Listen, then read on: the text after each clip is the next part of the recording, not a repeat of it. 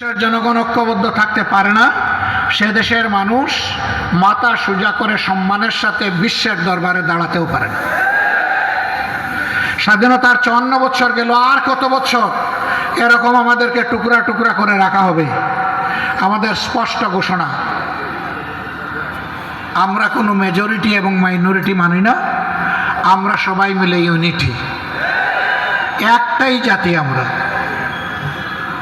আমাদের পরিচয় আমরা বাংলাদেশী, হ্যাঁ, তারপরে অবশ্যই আমার পরিচয় থাকবে আমি একজন মুসলমান, তিনি একজন হিন্দু, তিনি একজন বৌদ্ধ, হয়তো আরেকজন খ্রিস্টান। এই 4 ধর্মের বাইরে বাংলাদেশে অন্য কোনো ধর্মের লোক নেই।